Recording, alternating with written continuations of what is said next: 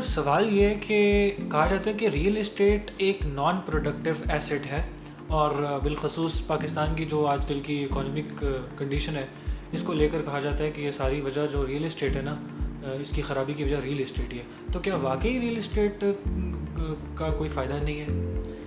नहीं, ऐसा नहीं है। रियल एस्टेट बिल्कुल भी एक नॉन प्रोडक्टिव एसेट नहीं है।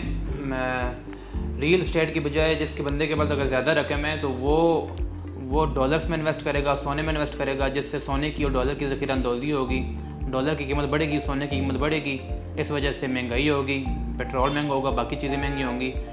उस चीज़ के बजाय अगर वो एक प्लॉट में इन्वेस्ट करे, हाउसिंग सोसाइटी बने जिसमें बिल्डिंग्स बने, मुख्तलिफ़ किस्म के मॉल्स बने, ऐसी चीज़ें हों, तो उससे 40 से 50 इंडस्ट्रीज़ के को डायरेक्टली फ़र्क पड़ेगा और वो उनका काम चल पड़ेगा, उनका पहिया चल पड़ेगा। उनमें आप ले लें ईंटों वालों को, सरिये वालों को, लकड़ी के जो मिस्त्री हैं, जो दिहाड़ीदार मज़दूर है, इसके अलावा आप ले लें जो इलेक्ट्रीशियन है। मतलब जो रियल एस्टेट एक जब घर बनता है तो आप इस चीज़ से हिसाब लगा लें कि जॉब क्रिएशन कितनी बड़ी होती है और एक पहिया चल पड़ता है। अगर एक बड़े मायनों में अगर बड़ी हाउसिंग सोसाइटी आए, जैसे कि हमारी चंद सोसाइटीज़ अच्छा काम कर रही हैं, कैपिटल स्मार्ट सिटी जिसमें आता है, ब्लू वर्ल्ड सिटी आता है, एक बड़ी एक प्लानिंग के साथ एक चीज़ बन रही है जिसमें हाई राइसेस बनेंगे, जिसमें मुख्तलिफ़ किस्म के रेजिडेंशियल प्लॉट्स होंगे, उनकी कटिंग्स हैं, मुख्तलिफ़ प्लॉट्स हैं। तो उसमें जब जैसे वो सोसाइटी डेवलप हो रही है तो वो जो जिस एरिया में डेवलप हो रही है उस एरिया के जो इर्द गिर्द के जितने भी लोग हैं वो बैकवर्ड एरिया है। जितने भी लोग हैं उनको फ़ायदा हो रहा है, उनकी ज़मीनें महंगी हो गई हैं, उनको डायरेक्टली जॉब्स मिल रही हैं, उनके घर में खुशहाली आई है रियल एस्टेट से। तो डायरेक्टली एक गरीब एक आम बंदा इससे मुतासर होता है।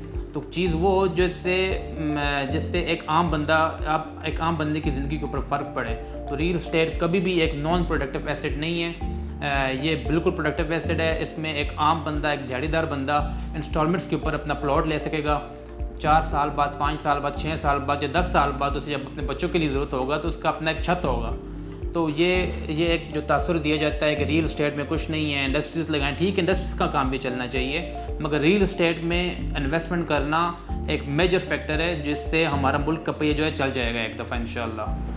आजकल मुल्क की आबादी भी बहुत ज़्यादा बढ़ रही है, तो उसके हवाले से तो वही ना, अब जैसे अब इन 4, 5, 6 सालों में देख लें, 2018 में हमारे मुल्क की आबादी तकरीबन 18 करोड़ के लगभग थी। आज 5-6 सालों में फिर 22 करोड़, अभी 25 करोड़ का एक हमें फिगर मिला है कि अभी पाकिस्तान की आबादी जो है 25 करोड़ हो गई है, जिसका मतलब ये है कि 40 से 50 लाख घर हमें एक साल के अंदर ज़रूरत है। हम जैसे शहर हैं, जैसे लाहौर को आप देख लें, वो फैल रहा है। लाहौर कितना कुछ था और वो चंद सालों में फैल गया है। उसकी कोई प्लानिंग नहीं थी, कोई मास्टर प्लान नहीं था, बस वो फैल रहा है। इससे जो है शहर की आबो हवा में फ़र्क पड़ रहा है, जो सीवरेज का सिस्टम है उसके ऊपर फ़र्क पड़ रहा है। तो बजाय इसके कि शहर एक नॉन प्लान तरीके से फैलें, एक हाउसिंग सोसाइटी हो या एक प्लान तरीके से वो अगर ऑर्गेनाइज तरीके से अगर वो बने, जिसमें रोड्स बड़े हों, सीवरेज का सिस्टम अच्छा हो, अंडरग्राउंड इलेक्ट्रिसिटी हो, तरीके से हो, पार्क्स हों, तो उससे फ़ायदा भी होगा और एक प्लान सिटी भी बनेगी, जिससे लाखों डॉलर की जो इन्वेस्टमेंट, जो ओवरसीज़ हमारे